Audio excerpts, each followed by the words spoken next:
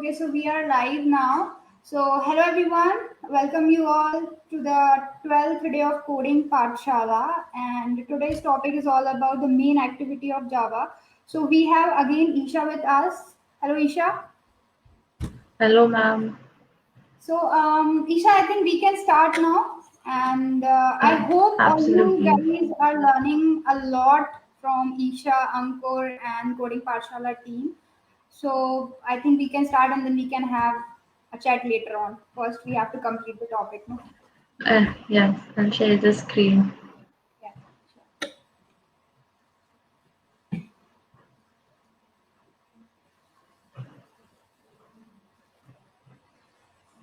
Okay, is it visible the screen? Yeah. It is. Okay so आप लोगों ने सबने स्पिन द बॉटल गेम बनाया था सो जो स्पिन द बॉटल गेम था we'll be learning the code we'll be understanding the code line by line उसी code को हम एक एक लाइन से समझेंगे और we won't look at the main layout activity कोई भी लेआउट एक्टिविटी को नहीं देखेंगे because I think you guys are doing really well with the layout activities. हम सिर्फ जावा की क्लासेस को जावा की एक्टिविटीज को देखेंगे just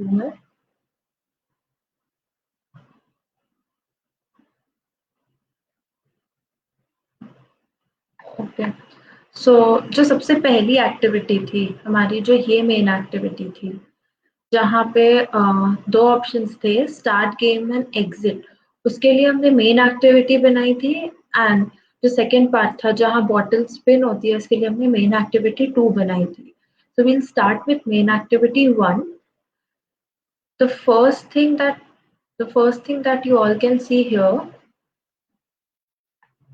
is package.com.example.tic-tac-toe okay so इस फाइल का नाम यहाँ tic-tac-toe से सेव्ड है बट ये क्या होता है हमारे पैकेज का नेम होता है जो पैकेज का नेम होता है वो हमारे डिवाइस पर ऐप को यूनिकली आइडेंटिफाई करता है जैसे किसी भी दूसरे फोल्डर को कंप्यूटर के करता है सो ये जो नेम है ये हमारे पैकेज को यूनिकली आइडेंटिफाई करेगा हमारे ऐप में हमारे डिवाइस में इस ऐप को now next you can see is import so ये जो इंपोर्ट होता है किसी भी चीज को जब हमें इंपोर्ट करना होता है किसी भी क्लास को हमें इंपोर्ट करना होता है so we use the import keyword किसी भी व्यू को किसी भी क्लास को अगर हमें किसी भी व्यू को यूज करना है तो हमें उसकी क्लास को इंपोर्ट करना पड़ेगा The other thing that we can see here is import Android X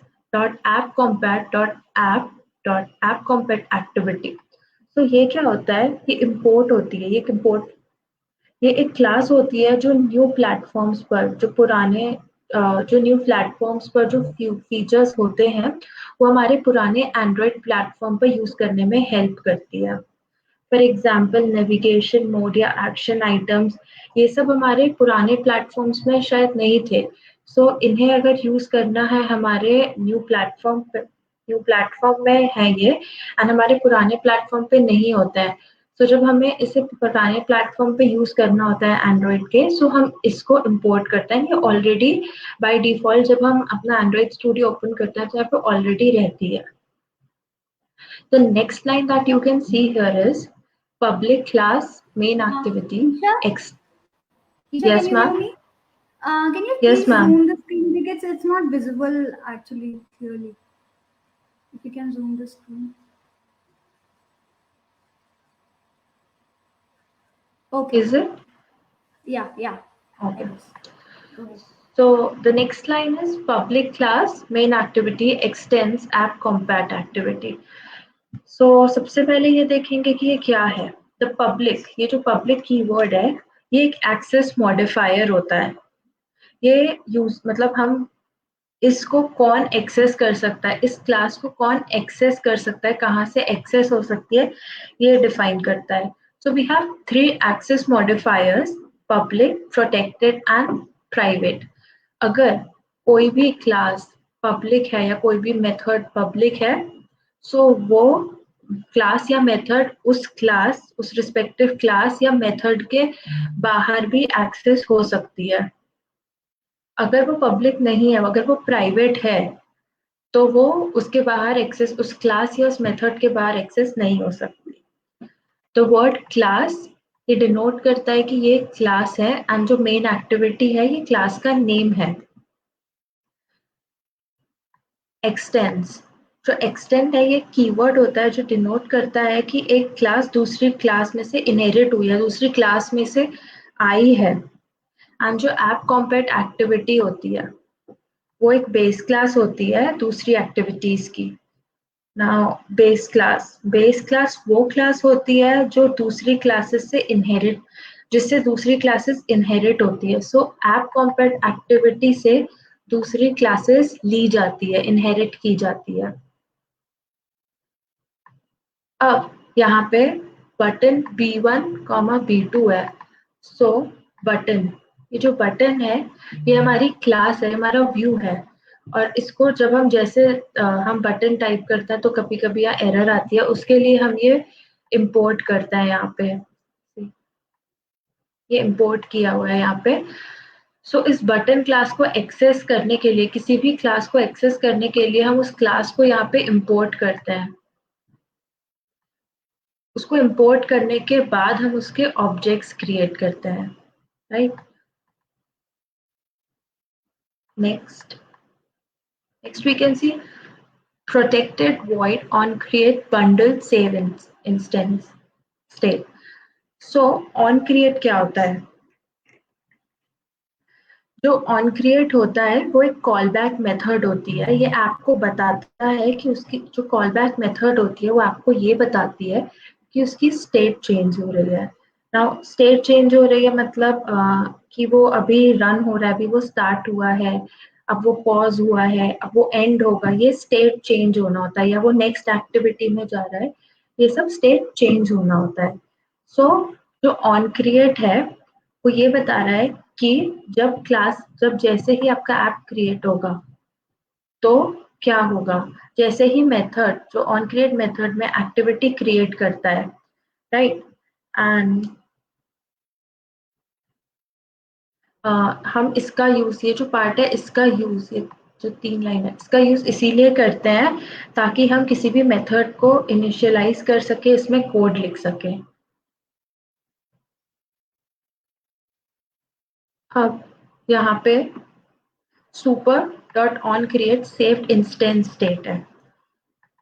सो जो सेव्ड इंस्टेंस स्टेट, उसमें क्या होता है कि आप कुछ भी चीज एक्सेस कर रहे हैं, फॉर एग्जाम्पल आपका डेटा एक बार लोड हो गया तो वो सेव्ड इंस्टेंस स्टेट में जाके सेव हो जाता है, एंड जब नेक्स्ट टाइम आप एक्टिविटी ओपन करते हैं तो वो वहीं से स्टार्ट होती है। Now set content view r dot layout dot activity main. So किसी भी व्यू का कंटेंट सेट करने के लिए हम सेट कंटेंट व्यू का यूज करते हैं। जो r है वो रिसोर्स है, और लेआउट किसका रिसोर्स है? लेआउट का रिसोर्स है। अब हम यहाँ अपने लेआउट का नेम देते हैं कि ये एक्टिविटी किस लेआउट की है। सो ये एक्टिविटी अंडरस्कोर मेन लेआउट की है। अब यहाँ पे B1 is equals to find view by ID, r dot id button 1। So B1 और बी ओके, सो यहाँ पे हमने एलिमेंट सेट किया, हमने बताया है कि ये जो B1 ऑब्जेक्ट है ये किसको डिनोट कर रहा है, तो ये हमारे बटन 1 को डिनोट करता है, और जो B2 ऑब्जेक्ट है वो हमारे बटन 2 को डिनोट कर रहा है। सो जब भी हम B1 या B2 का यूज करेंगे वो इन्हीं बटन्स के लिए होगा। ये B1 जो है वो बटन 1 के लिए, 1 का ऑब्जेक्ट है, जो B2 है वो बटन 2 के लिए है। अब यहाँ पे है B1 dot set on click listener new view dot on click listener। So B1 set on click listener एक मेथड है। set on click listener एक मेथड है जो बटन्स या इमेज बटन के साथ यूज होती है। जब ये मेथड को कॉल किया जाता है तब एक कॉल बैक फंक्शन रन होता है, और जब किसी भी एक्शन को स्पेसिफाई करना होता है तब हम क्लिक लिस्टनर का यूज करते हैं। तो ये सेट ऑन क्लिक लिस्टनर हम क्लिक लिस्टनर का तब यूज करते हैं जब हमें किसी भी एक्टिविटी को स्पेसिफाई करना होता है, किसी भी एक्शन को स्पेसिफाई करना होता है। Now new view dot on click listener. On click listener एक इंटरफेस होता है जिसमें ऑन क्लिक व्यू वी ये यूज हुआ है, व्यू वी। और ये तब कॉल होता है जब कोई भी व्यू क्लिक होती है। सो जब भी हम V1 को क्लिक करेंगे तब ये कॉल होगा। ये पूरा जो कोड है, ये जो पूरा स्टेटमेंट्स है 3, ये यही बता रहा है कि जब V1 क्लिक होगा तब क्या होगा। अब हम इसमें आते हैं। इसमें लिखा है कि intent I equals to new intent get application contacts main activity 2 dot class. So intent, जब हमें एक स्क्रीन से दूसरी स्क्रीन में नेविगेट करना होता है तब हम इंटेंट क्लास का यूज करते हैं। इंटेंट एक क्लास है। सो जब भी हमें एक एक्टिविटी, मतलब हमें इस एक्टिविटी में से वही दूसरी एक्टिविटी में जाना है। हमारा बटन 1 स्टार्ट का था, यहाँ देखिए हमारा जो बटन 1 है स्टार्ट गेम का बटन है। सो हमें इसको क्लिक करने पे हमारे जहाँ गेम है वहां जाना है। सो हम इंटेंट क्लास का यूज करेंगे और हम क्लास के साथ ऑब्जेक्ट का यूज करेंगे ताकि हम उस क्लास को एक्सेस कर सके। Now new intent get application context. तो जो गेट एप्लीकेशन कॉन्टेक्ट है, हम जिस भी एप्लीकेशन में होते हैं उसका सब कॉन्टेक्ट्स रिटर्न करता है, उसका सारा कॉन्टेक्ट्स हमें बताता है। और ये जो मेन एक्टिविटी 2 डॉट क्लास है, ये बता रहा है कि हमें इस एप्लीकेशन में, जिस भी एप्लीकेशन में है हम, उस एप्लीकेशन में से किस एप्लीकेशन में जाना है। Then the next line is start activity I. So start activity I का मीनिंग क्या होता है कि जो स्टार्ट एक्टिविटी मेथड है वो किसी भी एक्टिविटी को स्टार्ट करने के लिए यूज होती है। और किस एक्टिविटी को स्टार्ट करना है उसके लिए हम वो ऑब्जेक्ट पास करते हैं, वो ऑब्जेक्ट उस ब्रैकेट्स में लिखते हैं। सो हमें आई को पास करना है, हमें आई ऑब्जेक्ट को पास करना है। अब नेक्स्ट है यहाँ पे हमारा B2 dot set on click listener. ये सेम है कि B2 बटन क्लिक होने में क्या होगा। सो जो हमारा B2 है वो एग्जिट को डिनोट कर रहा है। तो सिंपली फिनिश हो जाएगी, जो हमारी एक्टिविटी है वो डिस्ट्रॉय हो जाएगी। डिस्ट्रॉय होना मतलब वो हमारी मेमोरी से हट जाएगी और बंद हो जाएगी। अब हम हमारी नेक्स्ट एक्टिविटी में गए, जो सेकेंड एक्टिविटी है। हमने स्टार्ट गेम क्लिक किया एंड देन हम हमारी नेक्स्ट एक्टिविटी में गए। सो सेम है, यहाँ पे भी पैकेज का नेम है, उसने ऐप कॉम्पैट एक्टिविटी को इंपोर्ट किया है, सारे व्यू की क्लासेस को इंपोर्ट किया है। अब यहाँ पे हमें दिख रहा है import java.util.random। सो ये जो है ये रैंडम क्लास को इंपोर्ट कर रहा है, ये क्लास है जिसे ये इंपोर्ट कर रहा है। So random class random numbers generate करती है। इसमें बहुत सारे मेथड्स होते हैं जिनसे रैंडम नंबर जनरेट हो जाता है, इसीलिए हमने इस क्लास को इंपोर्ट किया है। अब यहाँ पे हमारी क्लास, वापस यहाँ पे देखिए क्लास का नाम है। अब इस क्लास का नाम मेन एक्टिविटी 2 है। हमने यहाँ पे main activity 2 dot class pass की थी। सो हम मेन एक्टिविटी 2 क्लास में आ गए। अब यहाँ पे सबसे पहले private image bottle, image view bottle. So हमने इमेज व्यू जो बॉटल है, ये देखिए ये जो बॉटल है ये हमारी इमेज व्यू है। सो हमने इमेज व्यू क्लास में बॉटल ऑब्जेक्ट लिया है। सेम हमने B1 और B2 बटन लिया है and then private random, random is equals to new random. ये लाइन ये बता रही है कि जब जब बॉटल स्टॉप होगी, जब हम बॉटल स्पिन कराएंगे और जब जब हमारी बॉटल स्टॉप होगी तब हर बार एक नया रैंडम नंबर जनरेट होगा। सो ये रैंडम क्लास है, ये रैंडम उसका ऑब्जेक्ट है और ये इंडिकेट कर रहा है कि जब जब हमारी बॉटल स्पिन होगी तब एक न्यू नंबर जनरेट होगा। Next is private int last dir। सो जो लास्ट dir है वो हमारा डायरेक्शन, हमने इसे डायरेक्शन स्टोर करने के लिए कि हमारा डायरेक्शन जो लास्ट पोजीशन होगी बॉटल की स्पिन होने के बाद हमें जानना है कि हमारी बॉटल कहाँ स्टॉप हुई है। सो उसके लिए हम लास्ट DIR का यूज कर रहे हैं। This is a variable, last DIR variable. Next is private Boolean spinning. अब बूलियन क्या होता है?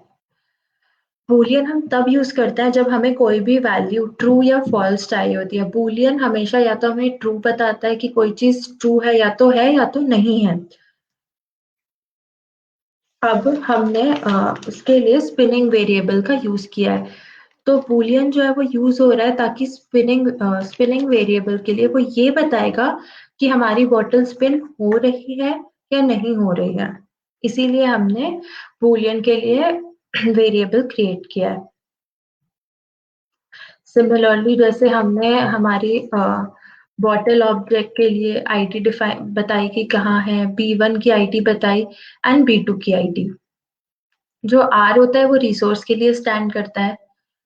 नाउ अब पहले देखते हैं B2 से क्या होगा। तो B2 किस चीज के लिए यूज हुआ था? B2 हमारा बैक बटन के लिए यूज हुआ था। ठीक है, बैक। अब हमें बैक जाना है, मतलब इससे प्रीवियस एक्टिविटी में जाना है। तो जो B2 है उसमें हमने फिनिश फंक्शन का यूज किया जो इस एक्टिविटी को डिस्ट्रॉय कर देगा। जो ये वाली एक्टिविटी चल रही है उसको खत्म करके जो प्रीवियस एक्टिविटी है उस पे चला जाएगा। Now, next is B1 dot set on click listener new view.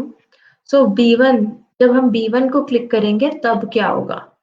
तो हमने यहाँ पे एक फंक्शन बनाया स्पिन बॉटल और उसमें बॉटल आर्ग्यूमेंट पास किया।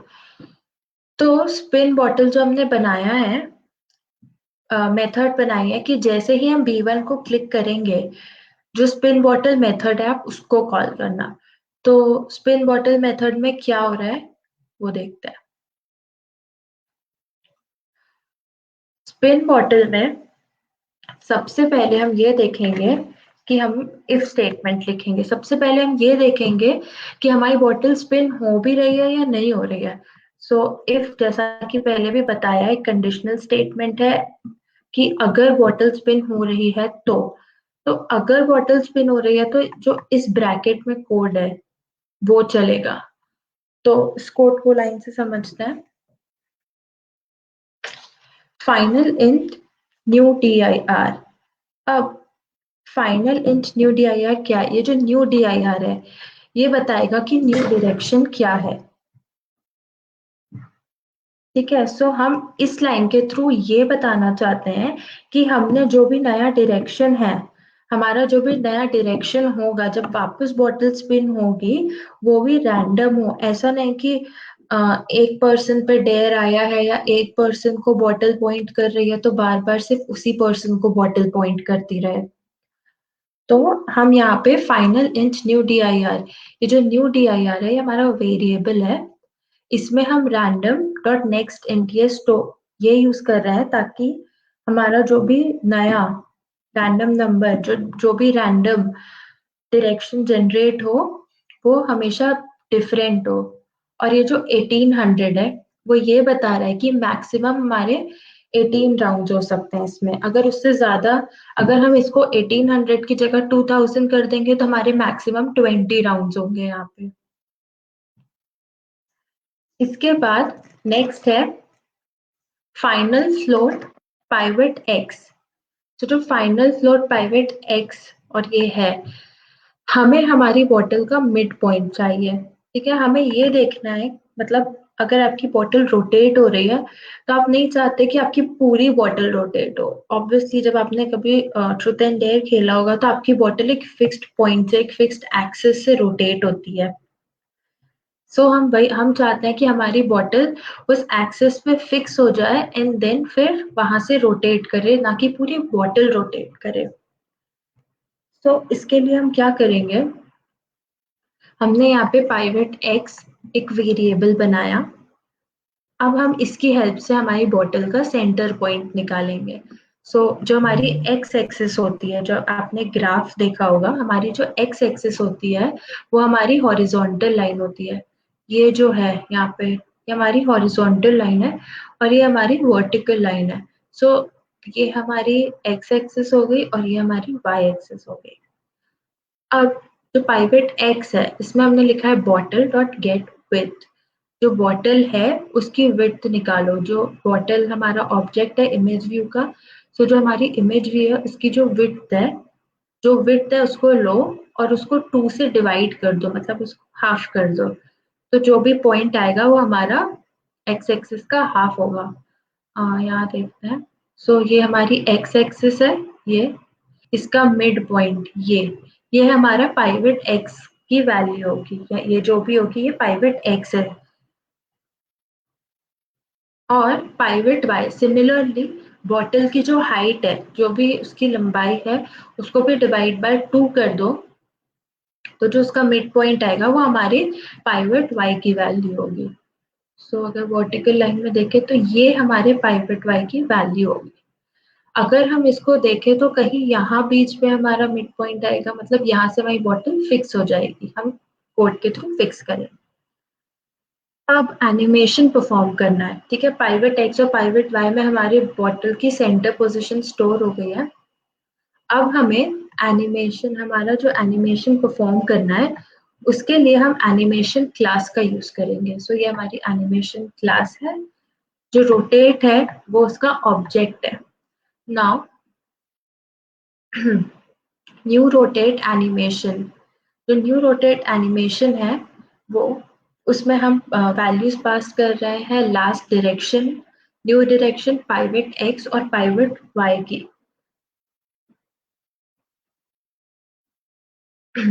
तो ये जो है ये हमें बताएगा कि लास्ट डायरेक्शन हमारा क्या था, मतलब इनिशियल डायरेक्शन जब स्टार्ट हुआ है, न्यू डायरेक्शन क्या है, ठीक है। उसके बाद रोटेट डॉट सेट ड्यूरेशन जो है वो हमारी ये बता रही है कि हमारी बॉटल कितनी देर के लिए रोटेट होनी चाहिए। अब ये जो 2500 है ये मिली सेकेंड्स में है, तो 2500 मिली सेकेंड्स इक्वल्स टू 2.5 सेकेंड्स, तो ये हमारे 2.5 सेकेंड्स में है, ठीक है। आप इसे 3 सेकेंड्स के लिए भी रोटेट कर सकते हैं। अगर आपको इसे 3 सेकेंड्स के लिए रोटेट करना है तो आप यहाँ 3000 लिख दीजिए simply. Next is rotate dot set fill after. जो सेट फिल आफ्टर है वो जहां आपकी बॉटल स्टॉप हुई थी लास्ट, वहीं से वापस रोटेट होना स्टार्ट होगी।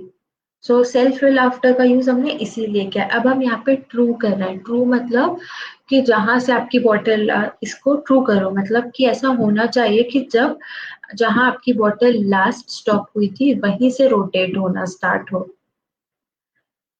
अब उसके बाद हम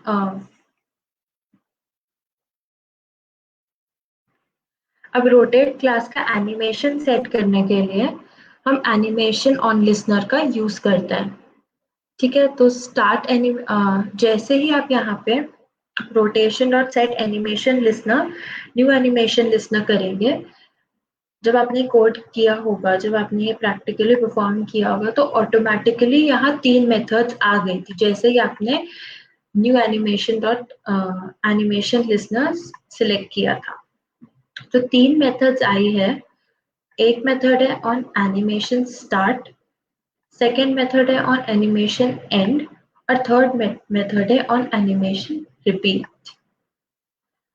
जो एनिमेशन स्टार्ट है वो मेथड ये बता रही है कि जब हमारा एनिमेशन स्टार्ट होगा तब क्या होगा। जो हमारा एनिमेशन एंड है वो ये बता रहा है कि हमारा एनिमेशन एंड होने के बाद क्या होगा। और जो ऑन एनिमेशन रिपीट है वो हमें ये बता रहा है कि अगर एनिमेशन रिपीट हो रहा है तब क्या हो रहा है। हमने ऑन एनिमेशन रिपीट को ब्लैंक किया है क्योंकि हमको अभी नहीं डिफाइन करना है कि एनिमेशन रिपीट होने में क्या होगा, हमने कोई ऑप्शन नहीं दिया है वैसा। अब ऑन एनिमेशन स्टार्ट पे क्या होगा, जो स्पिनिंग है हमने यहाँ पे ऊपर यहाँ पे एक बूलियन बनाया था स्पिनिंग, ये वेरिएबल बनाया था स्पिनिंग। इसमें या तो वैल्यू ट्रू आती है या फॉल्स आती है, या तो आपकी बॉटल रोटेट होगी या तो आपकी बॉटल रोटेट नहीं होगी। सो ये जो स्पिनिंग इक्वल्स ट्रू है, ये बता रहा है कि ऑन एनिमेशन, जैसे ही एनिमेशन स्टार्ट होगा, आपकी बॉटल जो है वो स्पिन होगी। Spinning equals to true. So ये बता रही है कि आपकी बॉटल रोटेट होगी। The next, on animation end, जब आपका एनिमेशन खत्म हो जाएगा, 3 सेकेंड्स 2.5 सेकेंड्स आपकी बॉटल घूमेगी और उसके बाद जब रुक जाएगी, तो रुकने के लिए हमें यही बताना है कि एनिमेशन एंड होने पे जो स्पिनिंग है वो फॉल्स हो जाए, मतलब हमारी जो बॉटल है वो रोटेट ना हो। एंड हमने ऑन रिपीट को ब्लैंक छोड़ा है अभी। उसके बाद लास्ट में अब हम क्या करेंगे, हमारा जो लास्ट डॉट dir है, हमारा जो न्यू डायरेक्शन है, मतलब ये बॉटल स्टॉप होने के बाद जो डायरेक्शन है उसकी वैल्यू हमको इक्वल करनी पड़ेगी हमारे इनिशियल डायरेक्शन से, क्योंकि हमारी बॉटल रोटेट होना स्टार्ट होगी इनिशियल डायरेक्शन से। तो जो जहां बॉटल स्टॉप हुई है उसका डायरेक्शन हो जाना चाहिए हमारे लास्ट डायरेक्शन, मतलब वो जहां हमारी बॉटल स्टॉप हुई है वो हमारी नेक्स्ट स्पिन के लिए हमारी इनिशियल पोजीशन बन जानी चाहिए। इसीलिए हमने यहाँ पे last direction is equals to new direction के इक्वल किया है। The last line is bottle dot start animation rotate. हमें एनिमेशन, अब ये जो है ये एनिमेशन बॉटल, ये बॉटल ऑब्जेक्ट का एनिमेशन जो है उसे स्टार्ट कर देगा और हम उसमें रोटेट, मतलब उसे रोटेट करेगा एनिमेशन में। ठीक है, आई होप आपको इतना क्लियर हो। मोस्ट ऑफ द टाइम सब कुछ एरर्स आती है और वो एरर्स होती है हमारे ब्रैकेट की।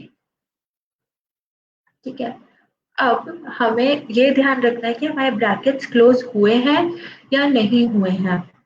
ठीक है, उसके लिए हम क्या करना है, ये देखिए आप इसे सिलेक्ट करेंगे। ठीक है, ये वाला ब्रैकेट सिलेक्ट है और आप नीचे जाके देखेंगे तो जो इसका एंडिंग ब्रैकेट है वो भी सिलेक्टेड रहता है।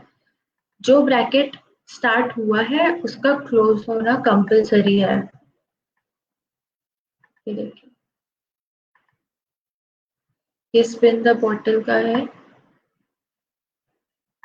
ये देखिए यहाँ से स्पिन बॉटल स्टार्ट हुई है, इसका ब्रैकेट यहाँ एंड हुआ है।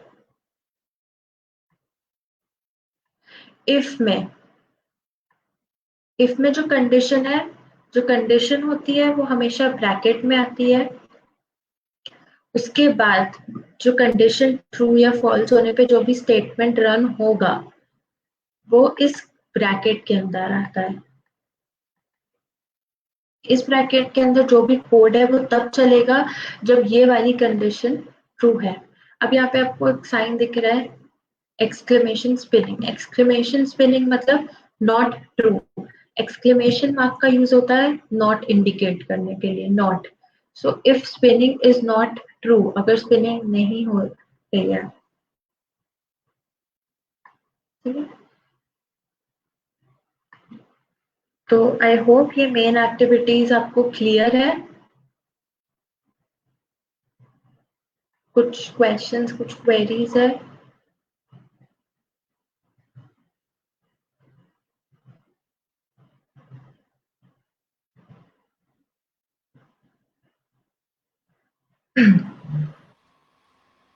Okay, so some people are commenting like, what is the private? What is the meaning of private? You can see, Isha. Yes ma'am. जो प्राइवेट है वो प्राइवेट एक एक्सेस मॉडिफायर होता है, जैसा कि बताया कि आपकी क्लास या आपका जो फंक्शन है वो किस चीज को एक्सेस कर सकता है। वो लाइक अगर आपका कोई क्लास प्राइवेट है तो उसके अंदर जो भी चीजें हैं, जो भी ऑब्जेक्ट है, वो उस क्लास के अलावा कहीं भी एक्सेस नहीं हो सकता, या वो मेथड उस क्लास के अलावा कहीं भी एक्सेस नहीं हो सकती है। तो प्राइवेट का यूज इसीलिए किया जाता है। Isha, it will be good if you can again, tell them with the help of code only. About the private, okay, just Yes. let me share the screen.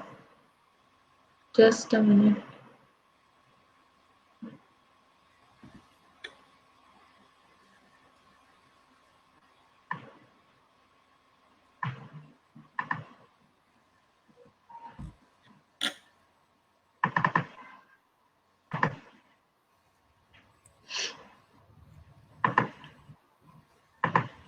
My screen is hanging.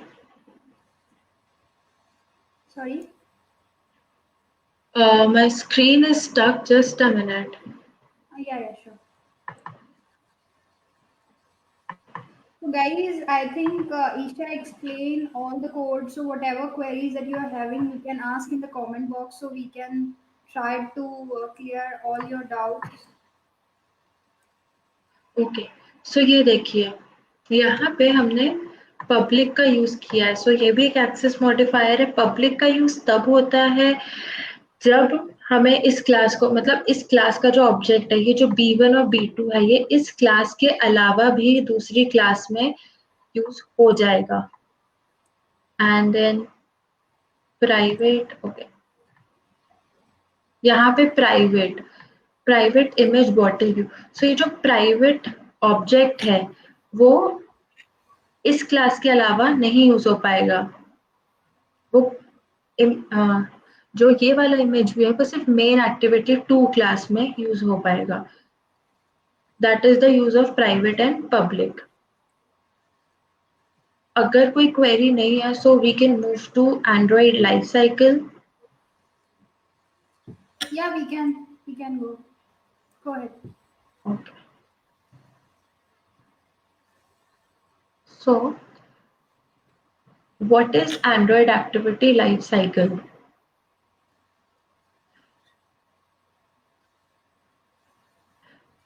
जब हमारी Android activity जो होती है वो various state से जाती है, ठीक है। मतलब जैसे हम सुबह उठते हैं, then we have breakfast and then we attend the classes, then we take rest and then at the end of the day we sleep. So ये एक साइकिल परफॉर्म करते हैं हम एवरी डे। उसी तरह हमारा एंड्रॉइड भी कुछ साइकिल्स है जिसको परफॉर्म करता है। वो जैसे जैसे वेरियस स्टेट से जाता है, उस वेरियस स्टेट्स को हम उसकी लाइफ साइकिल बोलते हैं, ठीक है।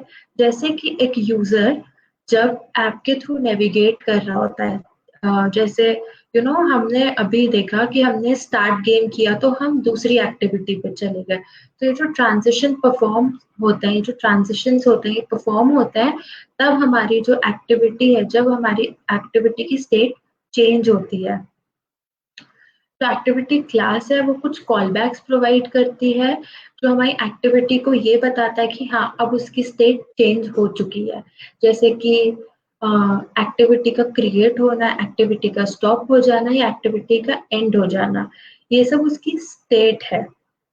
और ये सब स्टेट परफॉर्म करने के लिए कुछ कॉल बैक्स हमारी एक्टिविटी जो है वो प्रोवाइड करती है ताकि हमारी एक्टिविटी को पता चल जाए कि ये हो रहा है।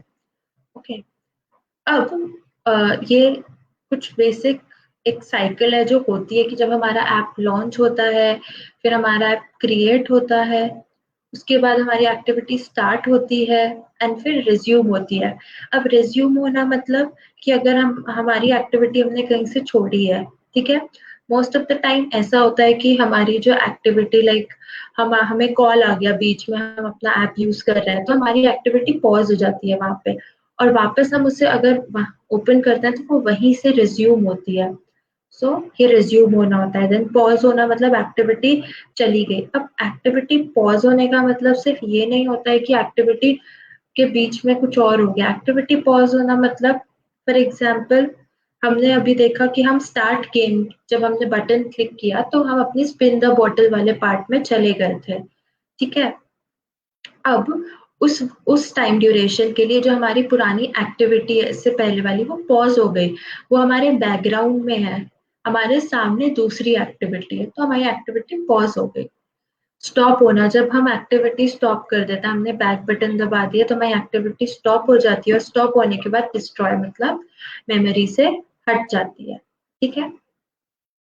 अब एक एक चीज को अच्छे से समझते हैं। 7 कॉल बैक फंक्शन होते हैं मेन, ठीक है, सबसे पहला फंक्शन होता है ऑन क्रिएट।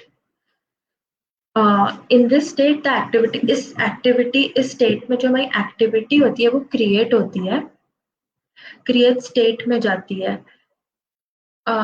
जो ऑन क्रिएट मेथड होता है उसमें आप बेसिक एप्लीकेशन का स्टार्टअप बिल्ड होता है, मतलब आपको पता चलता है कि हाँ अब आपकी एक्टिविटी स्टार्ट होने वाली है। जब ऑन क्रिएट मेथड कॉल होता है तो ये पता चलता है कि हाँ अब एक्टिविटी स्टार्ट होने वाली है। The next method is on start method. This call ये जो मेथड होती है ये तब होती है जैसे ही हमारा ऐप जो है वो यूजर को विजिबल होता है। जैसे ही आपने अपने ऐप पे क्लिक किया, ठीक है, तो जैसे ही क्लिक करते हो तो वो ऑन क्रिएट जो कॉल बैक फंक्शन है वो कॉल हो जाता है। लेकिन जैसे ही आपको वो एक्टिविटी दिखने लगती है वैसे ही आपका ऑन स्टार्ट फंक्शन कॉल हो जाता है। ठीक है, अब जैसे यहाँ से आपका जो ऐप है वो अपना कोड को इनिशियलाइज करने लगता है, वो रन करना स्टार्ट करने लगता है। जैसे कि हमारा जो यूआई है जो हमें दिखेगा वो मेंटेन करने लगता है। ठीक है, अब जो ऑन स्टार्ट मेथड है वो बहुत ही जल्दी क्विकली जो है वो कंप्लीट हो जाती है। उसके बाद बहुत देर तक वो एक्टिविटी, कॉल बैक एक्टिविटी नहीं चलती है। Third is on resume. जो ऑन रेज्यूम एक्टिविटी है वो फोरग्राउंड में रहती है। ठीक है, वो सामने दिखती है और यूजर उसके साथ इंटरैक्ट करता रहता है।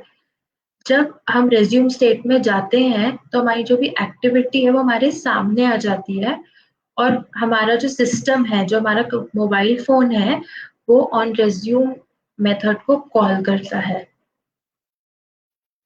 ये वाली जो स्टेट होती है, ऑन रेज्यूम वाली जो स्टेट होती है, उस स्टेट में हम लोग हमारे ऐप के साथ इंटरैक्ट करते हैं। फॉर एग्जाम्पल जब हम व्हाट्सएप यूज करते हैं, ठीक है, तो हम हमारे व्हाट्सएप में जब हम यूज कर रहे हैं उसको, तो हम उस टाइम पे हमारे एक्टिविटी के साथ हमारे ऐप के साथ इंटरैक्ट कर रहे हैं। उस टाइम पे जो मेथड कॉल हुई है, जो मेथड चल रही है, वो एन ऑन रेज्यूम मेथड होती है। हमारा जो ऐप है वो इस स्टेट में तब तक रहता है जब तक हम उसका फोकस किसी दूसरी चीज पे ना जाए, मतलब या हम बैक बटन दबाए या हम एग्जिट कर दे या हम दूसरी एक्टिविटी में चले जाए, तब तक हमारी ऑन रिज्यूम मेथड ही चलती रहती है। ठीक है, फॉर एग्जाम्पल अगर आपको कॉल आ गया किसी का या आप दूसरी एक्टिविटी में चले गए, फॉर एग्जाम्पल अभी आप व्हाट्सएप यूज कर रहे हैं, सो हमारा कॉल आ गया, ठीक है, हम उस कॉल पे बात करने लग गए, तो हमारी जो एक्टिविटी है वो रेज्यूम मेथड से हट जाएगी और वो पॉज मेथड पे चली जाएगी। और जैसे ही आप कॉल एंड करेंगे वापस हमारी एक्टिविटी रेज्यूम हो जाएगी एंड हम वापस उसको देख पाएंगे, हम अपना व्हाट्सएप यूज कर पाएंगे। The next is on pause. On pause में क्या होता है कि या तो हमारी एक्टिविटी दूसरी एक्टिविटी में चली जाती है, जो पिछली एक्टिविटी होती है वो पॉज हो जाती है। ठीक है, और या तो फिर ऐसा होता है कि हम कुछ और करने लगता है। फॉर एग्जाम्पल भाई अगर हम कॉल रिसीव कर लिए तो हमारी एक्टिविटी पॉज हो जाती है।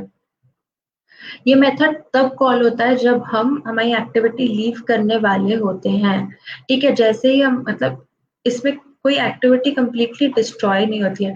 आपने देखा होगा कि अगर आप कोई एक्टिविटी, आप अपना ऐप यूज कर रहे हैं, आप अगर जो आपका मिडिल वाला बटन होता है आप उसे प्रेस कर दें और कुछ और नेविगेट करने लगे, तो उस टाइम के लिए वो एक्टिविटी वही रहती है, क्योंकि जब आप वापस अगर अपने फोन में डबल क्लिक करते हैं मिडिल बटन को तो आपको जो भी आपने ऐप हिस्ट्री है वो दिखने लगती है और उस ऐप हिस्ट्री में आपका ऐप दिखता है। फॉर एग्जाम्पल आप व्हाट्सएप यूज कर रहे हैं, ओके, एंड आपने मिडिल बटन दबाया एंड देन उसके बाद आप दूसरा ऐप नेविगेट करने लगे एंड आपने वापस ट्वाइस मिडिल बटन दबाए, तो आपको एक ऐप हिस्ट्री दिख रही है, उसमें आपको व्हाट्सएप भी दिख रहा है। तो आप व्हाट्सएप पे क्लिक करेंगे तो आपका ऐप वापस ओपन हो जाएगा। जैसे ही आपका ऐप ओपन हुआ तो वो ऑन रेज्यूम मेथड में चला गया। लेकिन जितने टाइम के लिए आपका व्हाट्सएप उस वहाँ ऐप हिस्ट्री में था लेकिन क्लोज नहीं हुआ था, वो ऐप हिस्ट्री में दिख ही रहा था, उतने टाइम के लिए आपकी एक्टिविटी जो है वो पॉज रहेगी। ठीक है, डिस्ट्रॉय नहीं होती है, और फिर जैसे ही आप वापस ओपन करते हैं तो वो रेज्यूम हो जाती है। The next is on stop. ये जो एक्टिविटी है ये कम्प्लीटली हिडन होती है, मतलब यूजर को दिखती ही नहीं है। जब आपकी एक्टिविटी फॉर एग्जाम्पल अगर आपने आपका एग्जिट कर दिया ऐप, ठीक है, और आपने वो मिडिल बटन प्रेस करके रैम से भी हटा दिया, तो वो एक्टिविटी डिस्ट्रॉय हो गई, वो स्टॉप हो गई। ठीक है, अब आपको वापस जब आप वो ऐप ओपन करेंगे तो वापस आपका ऐप रीस्टार्ट होगा। अब जैसे कि कोई न्यूली एक्टिविटी लॉन्च हो जाती है आपकी स्क्रीन पे, ठीक है, तो जो सिस्टम है वो पुरानी एक्टिविटी को स्टॉप कर देता है और न्यू एक्टिविटी पे काम करने लगता है। वही अगर आपने व्हाट्सएप यूज करना बंद कर दिया, एग्जिट कर दिया पूरा, और दूसरी कोई एक्टिविटी करने लगे, तो आपका व्हाट्सएप जो है वो स्टॉप हो जाएगा। यहाँ व्हाट्सएप को पॉज नहीं, आप एग्जिट कर रहे हैं। ठीक है, now comes the on restart. जो ऑन रीस्टार्ट होता है, जब हमारी स्टॉप स्टेट से एक्टिविटी जो है वो या तो वापस हमसे इंटरैक्ट करने लगती है या तो पूरी चली जाती है, तब रीस्टार्ट मेथड कॉल होता है। मतलब जैसे आपने पूरा एग्जिट कर दिया ऐप और स्टॉप हो गया, उसके बाद जब आप वापस आपका ऐप पे क्लिक करेंगे तो फिर रीस्टार्ट मेथड कॉल होगा। And the last one is on destroy. So जब कोई एक्टिविटी डिस्ट्रॉय होती है, कंप्लीटली रिमूव हो जाती है मेमोरी से, तब ऑन डिस्ट्रॉय मेथड कॉल होता है। आपकी एक्टिविटी खत्म होने से पहले जो सबसे फाइनल कॉल होता है वो ऑन डिस्ट्रॉय होता है। या तो आपकी एक्टिविटी फिनिश हो गई है इसीलिए ये कॉल होता है, ठीक है, या तो फिर आपके कोई सिस्टम में कुछ प्रॉब्लम आ गई है, जैसे आपने बहुत सारी चीजें खोली। कभी अपन बहुत सारी चीजें जब हमारे फोन में ओपन करते हैं तो हमारा फोन हैंग होने लगता है और फिर ऑल ऑफ अ सडन सब एप्स बंद हो जाते हैं। तो ये तभी होता है जब हम हमारे फोन को स्पेस सेव करना होता है, तब वो ऑन डिस्ट्रॉय मेथड को कॉल करता है और सारी एक्टिविटीज को खत्म कर देता है, एंड देन हमको फिर से स्टार्ट करनी पड़ती है। एक बार चार्ट फिर से देख लेते हैं कि क्या प्रोसेस होती है। ठीक है, जैसे ही आप ऐप लॉन्च करेंगे तो जो ऑन क्रिएट जो ऑन क्रिएट है ये मेथड कॉल होगी, एंड देन हमारी जो एक्टिविटी है वो क्रिएट हो जाएगी जैसे ही आपने ऐप को क्लिक किया। जैसे ही आपको आपकी स्क्रीन दिखने लगी, जैसे ही आपको आपके ऐप की जो लेआउट है वो दिखने लगा, वो एक्टिविटी हमारी ऑन स्टार्ट कॉल बैक कर चुकी है, ऑन स्टार्ट कॉल बैक को कॉल कर चुकी है और हमारी एक्टिविटी स्टार्ट हो गई है। अब या तो हमारी एक्टिविटी रिज्यूम होती है या तो नए से स्टार्ट होती है। रिज्यूम होना मतलब जहां से छोड़ी थी वहीं से स्टार्ट होती है, नहीं तो जब हम उसमें इंटरैक्ट करते रहते हैं, जब वो न्यूली स्टार्ट होती है तो हम उसे जब स्टार्ट करते हैं, जब हम उसमें इंटरैक्ट करते हैं, लाइक हम लॉग इन कर रहे हैं, चैटिंग कर रहे हैं, या सिर्फ हम अपना समझिए कोई भी शॉपिंग ऐप को स्क्रॉल कर रहे हैं, तो हमारी ऑन रेज्यूम मेथड वहां पे कॉल हुई हुई है और हमारा वही कॉल बैक फंक्शन चल रहा है जब तक हम उससे इंटरैक्ट कर रहे हैं। जैसे ही हम दूसरी एक्टिविटी पे स्विच किए, फॉर एग्जाम्पल हमको पेमेंट करना है, ठीक है, हम कोई शॉपिंग ऐप पे है एंड हमें पेमेंट करना है, तो हमने जैसे ही वहां पे पेमेंट ऑप्शन सिलेक्ट किया और हम जो पेमेंट वाली एक्टिविटी है उसमें गए, तो हमारी जो शॉपिंग वाली ऐप है वो पॉज हो जाएगी उस टाइम के लिए और हमारी जो पेमेंट वाली एक्टिविटी है वो रेज्यूम हो जाएगी। उसके बाद ये जो पॉज वाली मेथड होती है, ऑन पॉज मेथड, इसमें कभी भी हमारी एक्टिविटी खत्म नहीं हुई होती है, वो बैकग्राउंड में चलती ही रहती है। ठीक है, सो वापस हम अपने शॉपिंग ऐप पे आ गए पेमेंट के बाद और हमारी एक्टिविटी नाउ वहीं से कंटिन्यू हो रही है जहां से छोड़ी थी। हमने पेमेंट कर दिया, हमारा ऑर्डर प्लेस हो गया। अब ऑर्डर प्लेस होने के बाद हमारा सब काम हो गया, हमने एग्जिट बटन दबाया, तो हमारी जैसे ही हम एग्जिट बटन दबाते हैं हमारी ऑन स्टॉप एक्टिविटी, हमारा on stop call back function call हो जाता है कि अब एक्टिविटी खत्म होने वाली है, अब एक्टिविटी को खत्म कर दो। जैसे ही एक्टिविटी खत्म होती है, on destroy call back method call हो जाता है कि बस अब एक्टिविटी खत्म, इसको मेमोरी से हटा दो, मतलब जो स्पेस ये यूज कर रहा था उसको फ्री कर दो। ठीक है। अब जैसे आपने बहुत सारे ऐप्स खोल लिए कि आपने व्हाट्सएप, मिंत्रा, फेसबुक, इंस्टाग्राम सब एक साथ खोल के रखा और आपका फोन में बहुत सारी मेमोरी हो गई है, मतलब आपकी मेमोरी स्पेस पूरी फुल हो चुकी है, तो आपका फोन हैंग होने लगा, तो आपका फोन क्या करेगा, ऑन डिस्ट्रॉय मेथड को कॉल करेगा और सारी एक्टिविटीज को एक साथ खत्म कर देगा कि आप वापस स्टार्ट करो, क्योंकि मेमोरी स्पेस अब फ्री करना है। तो ये हमारी activity, Android activity life cycle है कि जब एक एंड्रॉइड में एक्टिविटी चलती है तो उसकी पूरी लाइफ साइकिल में क्या होता है, स्टार्ट होने से लेके एक्टिविटी खत्म, ऐप खत्म होने तक, बंद होने तक। That's all.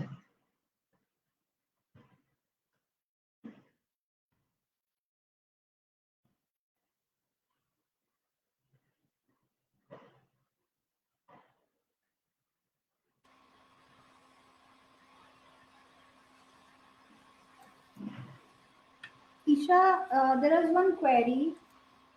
If you can read it out. I have a query. My spin bottle is not opening and it's coming. Spin the bottle. My user is stopped.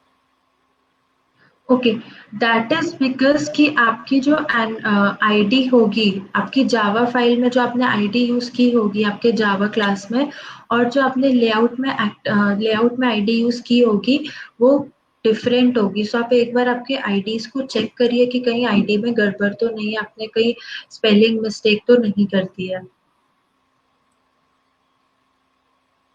Okay. So I think Isha, if हम एक बार फिर से code को explain कर देते, just a normal one, like जो जो main points हैं, एंड वो एक ओवरव्यू ओके। हो जाता है हमारे कोड का, एंड जिन भी लोगों को क्वेरी है तो। और बेसिक जो जैसे आपने बताया कि बेसिकली ब्रैकेट्स क्लोज ओपन किया तो क्लोज करना भी ज़रूरी है, हाँ, नहीं करेंगे तो वो एक एरर आती है। तो what type of error can अगर वो थोड़ा सा तुम हाईलाइट कर पाओ। ओके, कोड कंपाइलेशन एरर दिखाता है कि मतलब ईशा, कंप्लीट इफ नहीं यू होता कैन, है हमारा कोड। Isha sorry, like if you can share the screen again and वहाँ पे तुम बता पाओ लाइन बाय लाइन कि यहाँ पे हाँ, जो भी चीज़ें हैं इन दैट सेंस वो इजी रहेगा समझाने में।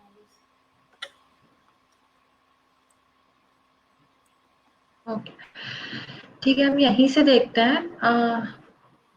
ये देखिए, अगर हमने यहाँ से ये ब्रैकेट हटा दिया, ठीक है, अब यहाँ पे एक रेड लाइन दिख रही है, एक्सपेक्टेड अ ब्रैकेट, तो ये एरर आपको शो होने लगेगी।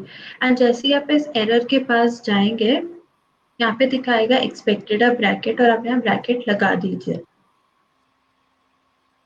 पर अगर अपन ब्रैकेट क्लोज नहीं करता है तो वो कोड चलता ही नहीं है, बिकॉज कुछ ना कुछ एरर, मतलब एक एब्सर्ड बिहेवियर करने लगेगा, या तो वो कंपाइल नहीं होगा या वो रन नहीं होगा, क्योंकि उसको पता ही नहीं कि कोड चालू तो हो रहा है पर खत्म कहाँ हो रहा है, ये चीज उसको पता ही नहीं होगी। एक ईशा, बार कुछ बेसिक चीजें देख। हम ये बता सकते हैं कि किस टाइप की एरर आएगी, जैसे अभी आपने बताया कि ब्रैकेट क्लोज नहीं हाँ, था, लाइन वाज अकरिंग, राइट? तो वहां पे कैसे ओके, सिंटेक्स एरर, क्या किस टाइप का एरर आ रहा है? ठीक है। तो अगर हम यहाँ से, अगर आपको ऐप बिल्ड करना है, ठीक है, अगर आप एपीके बिल्ड कर सकते हैं, आपका यहाँ पे देखिए,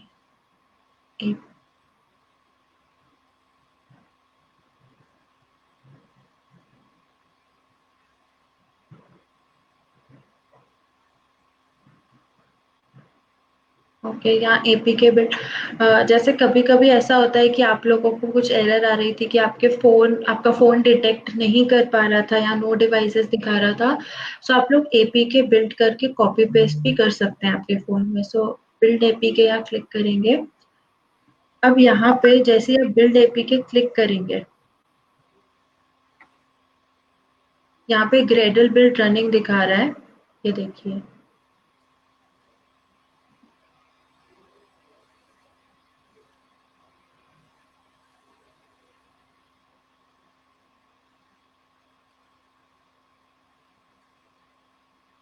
हाँ, ग्रेडल बिल्ड हो रहा है, थोड़ा स्लो होगा यहाँ पे।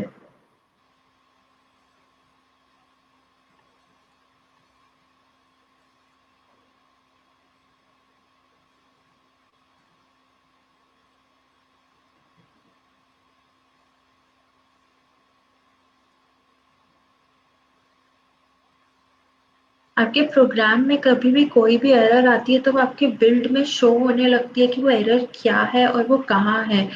फॉर एग्जाम्पल अगर यहाँ जब एरर आएगी और आप उस एरर को देखेंगे तो आप उस पर क्लिक करेंगे तो वो आपको उस एरर पे पहुंचा भी देगा कि वो एरर कहाँ है। Let's wait for the build to finish.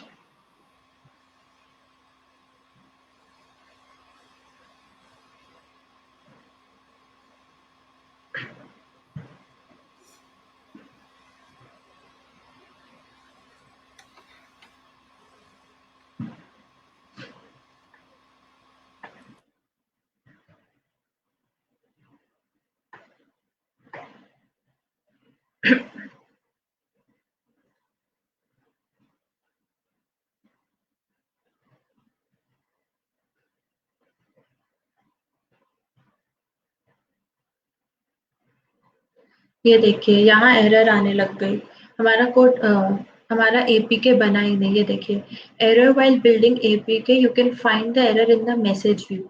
ये मैसेज व्यू में यहाँ एरर दिखा रहा है। तो अब देखिए जैसे एरर, ये देखिए रेड लाइन में यहाँ एरर शो हो रही है।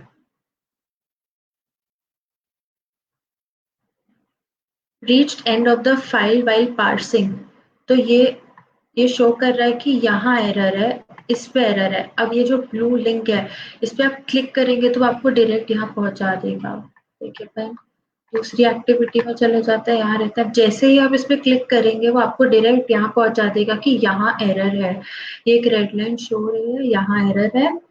Compilation fail. देखिए आपका कंपाइलेशन ही फेल हो गया क्योंकि आपने ब्रैकेट कंप्लीटली नहीं लगाया। सो आप यहाँ क्लिक करेंगे तो आपको दिखा देगा कि क्या एरर है। हमने क्लिक किया।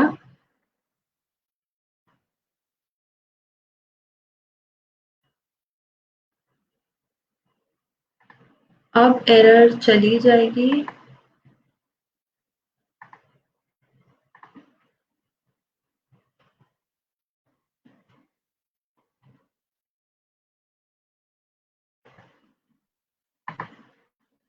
अब हम बिल्ड करेंगे। ये देखिए यहाँ से एरर चली गई और अब हम बिल्ड करेंगे तो हमारा एपीके बिल्ड हो जाएगा।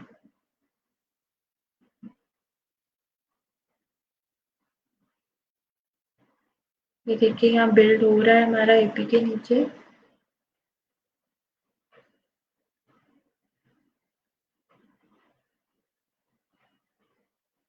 बैकग्राउंड टास्क सिंपली हमारा एपीके बन जाएगा। सो कभी कभी ऐसा होता है कि हमारा जब डीबग नहीं हो पाता है, यू नो यूएसबी कनेक्ट नहीं हो पाता है, डिटेक्ट नहीं होता, तो हम एपीके बिल्ड करके इस एपीके को सिंपली अपने फोन में कॉपी पेस्ट कर सकते हैं।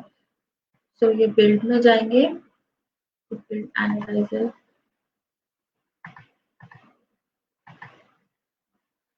ओके, सक्सेसफुल था हमारा एपीके। अब अगर हमें देखना है कि हमारा हमारा ऐप कहाँ है, ठीक है, तो हम सिंपली यहाँ सर्च बार में सर्च करेंगे। आपके जो भी एंड्रॉइड स्टूडियो के प्रोजेक्ट सेव होने की लोकेशन है, आप वहां जाएंगे। ये देखिए दिस पीसी।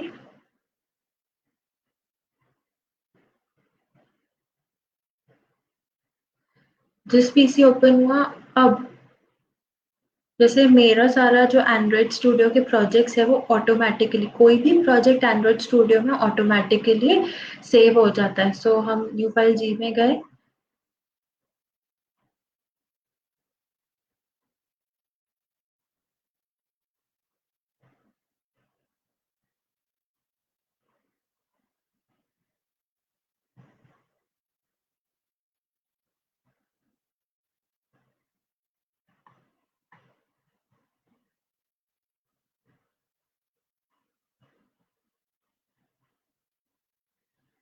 ये देखिए यहाँ पे सारे प्रोजेक्ट्स दिख रहे होंगे। ये स्पिन द बॉटल ये प्रोजेक्ट है, ठीक है। यहाँ पे आप ऐप में क्लिक करेंगे, बिल्ड पे क्लिक करके आउटपुट में जाएंगे तो आपको आपका एपीके फाइल दिख जाएगी कि यहाँ एपीके फाइल डीबग में सेव्ड है, ठीक है। अगर आपको कोई भी प्रोजेक्ट आपका एंड्रॉइड स्टूडियो का डिलीट करना है तो आप सिंपली ये देखिए जो फोल्डर है आपका, ये फोल्डर है स्पिन द बॉटल गेम का, मुझे डिलीट करना है। मुझे ये वाला फोल्डर, ये वाला प्रोजेक्ट मेरा डिलीट करना है। सो मैं सिंपली इस डिलीट बटन क्लिक करूंगी और प्रोजेक्ट डिलीट हो जाएगा। तो सिंपली प्रोजेक्ट हम डिलीट भी कर सकते हैं, हम एपीके बिल्ड कर सकते हैं इन केस यूएसबी डिबगिंग नहीं हो रही है, और प्रोजेक्ट ऑटोमेटिकली सेव हो जाता है। I hope you guys are clear with everything. कुछ स्पेशल?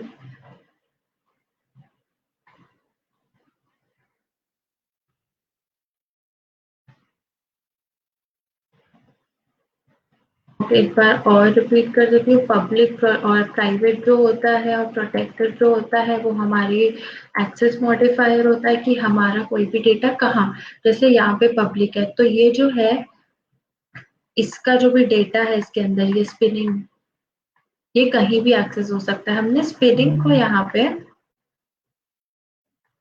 प्राइवेट रखा है मेन, तो ये जो स्पिनिंग है वो सिर्फ और सिर्फ मेन एक्टिविटी 2 में होगा एक्सेस। अगर मैं यहाँ जाके मेन एक्टिविटी 1 में अगर स्पिनिंग लिखती हूँ, एरर आ जाएगी, बिकॉज वो सिर्फ मेन एक्टिविटी 2 में यूज हो सकता है, वो मेन एक्टिविटी 2 क्लास में यूज हो सकता है, दैट इज वाई। तो पब्लिक और प्रोटेक्टेड और प्राइवेट ये एक्सेस मॉडिफायर्स है।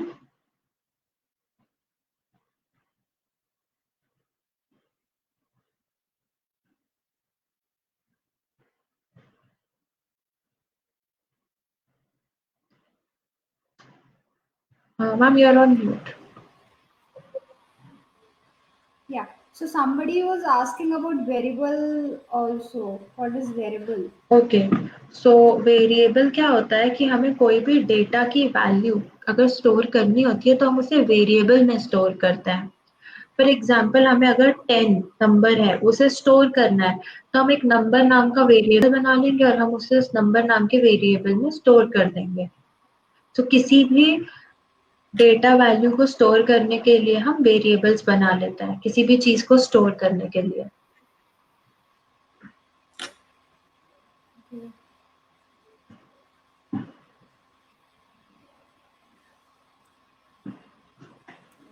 So I hope guys every doubt like whatever you had we have here, but because I can't see the comments now, I mean the queries is not coming. So I think we are done, and whatever queries if you are so you can ask later on, like we have in different days of the startup Pathshala. So we'll definitely come up with the the session again, the question and answer sessions. So it will be helpful for you guys, like in that session if you have any queries so you can ask that later on. So till then, thank you so much everyone. So we have to end the session because it's the time that we are so close. And thank you so much, Isha. Thank you So ma'am. definitely come to the next session of the coding Pathshala tomorrow. Thank you so much, everyone. Thank you.